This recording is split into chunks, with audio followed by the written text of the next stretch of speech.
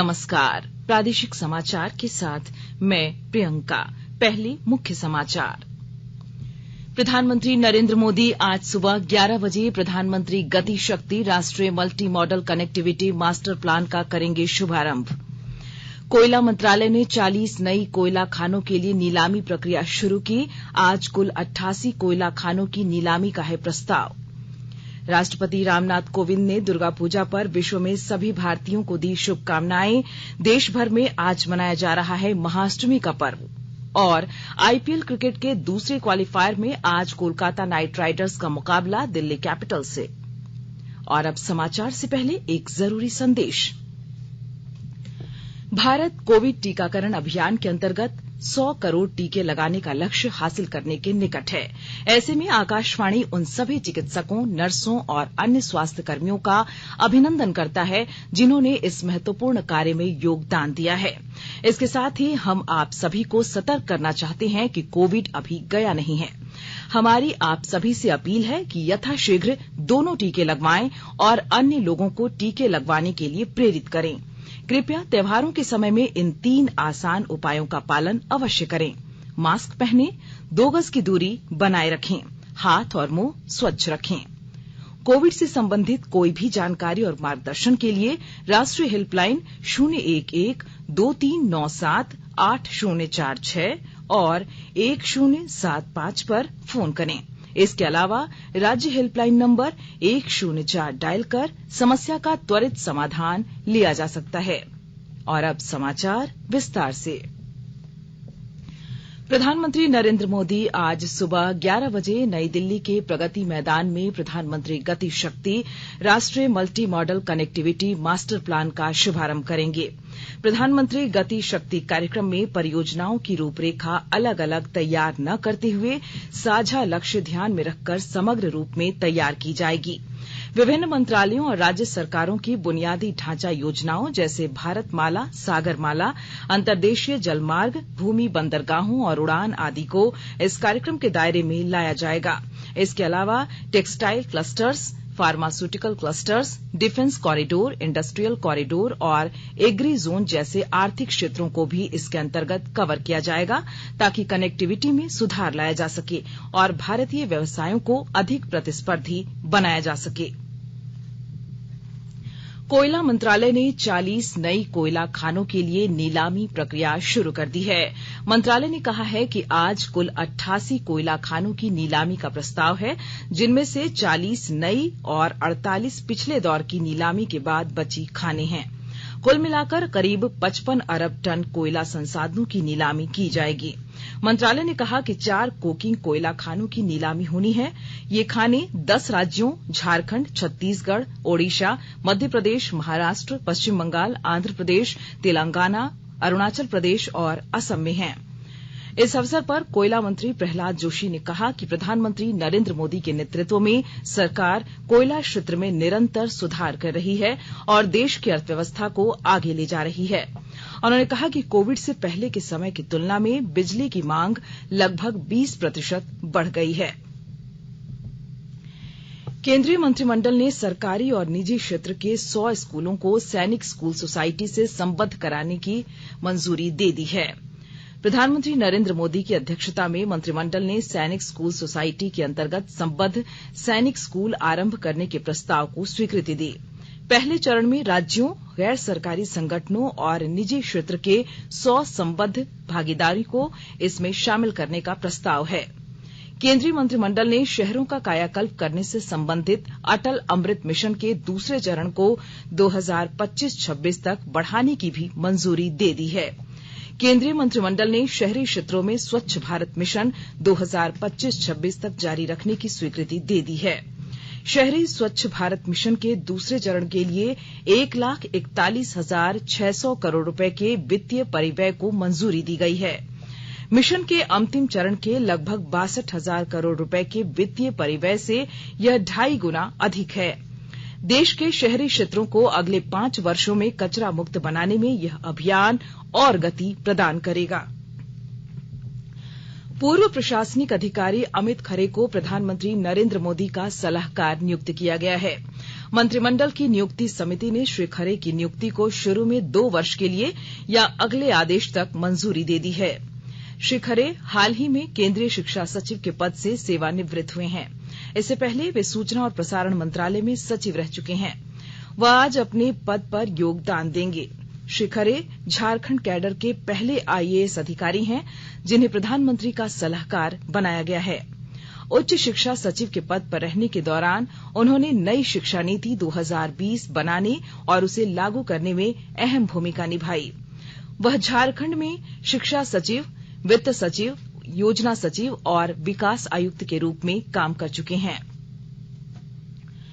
देश में कोविड रोधी टीकाकरण 96 करोड़ 38 लाख का आंकड़ा पार कर गया है, जबकि इसके अंतर्गत 68 करोड़ 90 लाख से अधिक लोगों को टीके की पहली डोज दी जा चुकी है, जबकि 27 करोड़ 48 लाख से अधिक व्यक्तियों को दोनों टीके लगाए जा चुके हैं। केंद्रीय स्वास्थ्य मंत्रालय ने बताया कि कल 46 लाख 23 हजार से अधिक टीके लगाए गए। केंद्र सरकार कोविड महामारी के दौरान लोगों की सुविधा के लिए बनाई गई राष्ट्रीय स्तर की हेल्पलाइन नंबर के बारे में लोगों को जागरूक कर रही है। कोविड संबंधी सवालों के जवाब देने के लिए स्वास्थ्य और परिवार कल्याण मंत्रालय की हेल्पलाइन है 1075। राज्य हेल्पलाइन नंबर है 104। महिला और बाल विकास मंत्रालय की चाइल्ड हेल्पलाइन है 1098। वरिष्ठ नागरिकों के लिए सामाजिक न्याय और अधिकारिता मंत्रालय की हेल्पलाइन है 14567। मनोवैज्ञानिक सहायता के लिए राष्ट्रीय मानसिक स्वास्थ्य और तंत्रिका विज्ञान संस्थान निम्हांस का नंबर है 080461100007।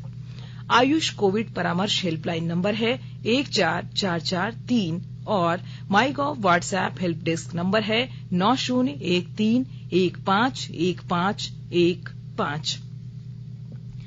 आकाशवाणी के ताजा तरीन समाचारों के लिए आप हमारी वेबसाइट newsonair.com पर लॉग ऑन कर सकते हैं। ताजा समाचार Twitter handle @AIR news alerts और Facebook page All India Radio news पर भी उपलब्ध है। आप प्रादेशिक समाचार एकांश के Twitter handle @AIR news _Ranchi और फेसबुक, इंस्टाग्राम पेज तथा YouTube channel AIR news Ranchi पर भी हमारे बुलेटिन सुन सकते हैं। प्रादेशिक समाचार आप आकाशवाणी रांची से सुन रहे हैं और अब पेश है कोरोना से बचाव के कुछ संदेश।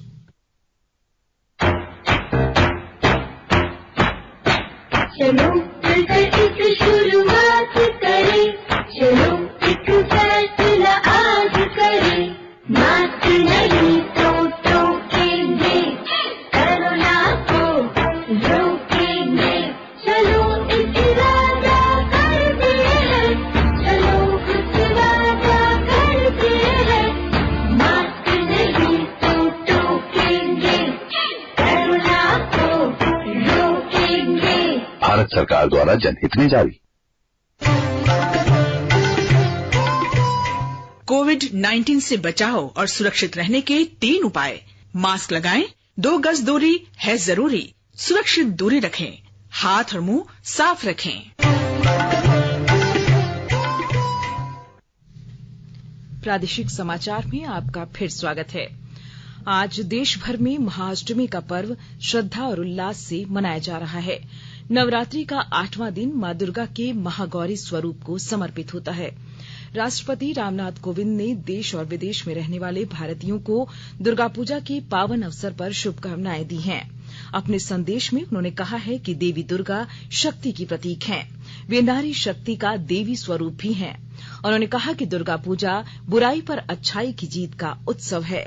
राष्ट्रपति ने कहा कि मां दुर्गा के 9 स्वरूप जीवन और प्रकृति से जुड़ाव के विभिन्न पक्षों का प्रतिनिधित्व करते हैं। इस दिन श्रद्धालु विभिन्न मंदिरों में जाकर पूजा अर्चना करते हैं और घरों में कन्या पूजन करती हैं। इधर राज्य के मंदिरों और पूजा पंडालों में मां अम्बे की पूजा अर्चना के लिए श्रद्धालुओं की भीड़ देखी जा रही है। खूंटी जिले में डायन कुप्रथा के उन्मूलन के लिए जागरूकता अभियान चलाया जा रहा है। अनुमंडल पदाधिकारी ने बैठक कर अभियान की समीक्षा कर कई दिशा निर्देश दिए। विस्तृत ब्यौरा दे रही हैं हमारी संवाददाता।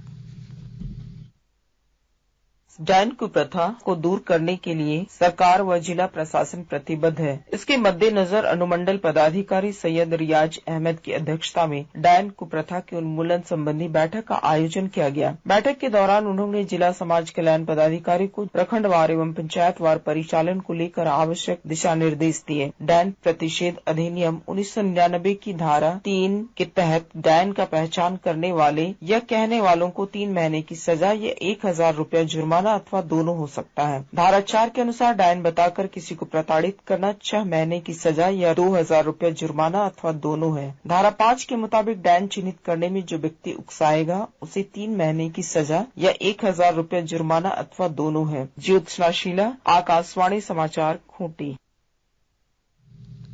नागर विमानन मंत्रालय ने इस महीने की 18 तारीख से नियमित घरेलू उड़ानों का संचालन फिर शुरू करने का निर्णय लिया है। विमानन कंपनियां अब पूरी क्षमता के साथ उड़ानों का संचालन कर सकेंगी। मंत्रालय ने कहा है कि विमानन कंपनियों और हवाई अड्डे के ऑपरेटरों को यह सुनिश्चित करना होगा कि यात्रा के दौरान कोविड से बचाव के नियमों का सख्ती से पालन किया जाए।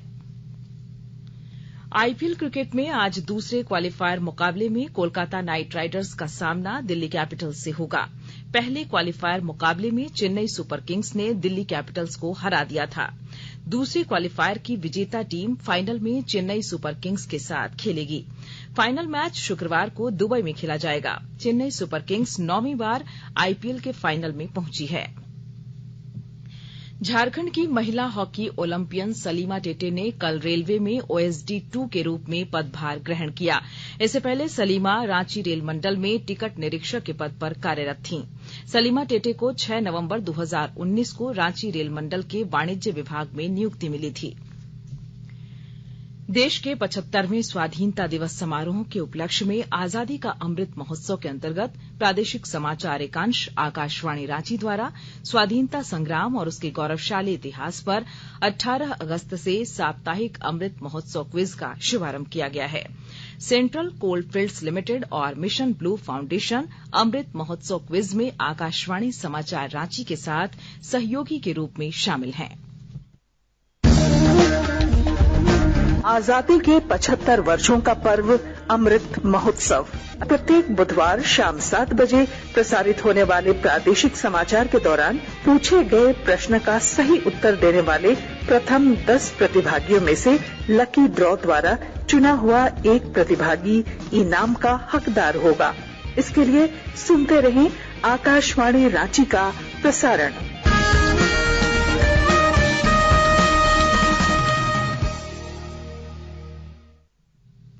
और आइए अब सुनते हैं अखबारों की सुर्खियां। राज्य से प्रकाशित सभी अखबारों ने प्रधानमंत्री का एनएचआरसी के 28वें स्थापना दिवस के अवसर पर मानवाधिकार हनन को राजनीतिक रंग नहीं देने और सेवानिवृत्त आईएएस अधिकारी अमित खरे के प्रधानमंत्री के सलाहकार बनने की खबर को प्रमुखता से प्रकाशित किया है। प्रभात खबर ने लिखा है, बिजली घरों तक कोयले की आपूर्ति तेज करने का निर्देश। दैनिक जागरण ने लिखा है, रिम्स में मारपीट करने वाले 18 छात्रों को दिया हॉस्टल से निकालने का आदेश। दैनिक हिंदुस्तान ने लिखा है, सूबे में 233 सड़क निर्माण को मिली मंजूरी। रांची एक्सप्रेस ने लिखा है, 18 अक्टूबर से घरेलू उड़ानों को पूरी क्षमता के साथ मिली मंजूरी। दैनिक भास्कर ने लिखा है, टीम इंडिया के मेंटर धौनी कोई भी फीस नहीं लेंगे।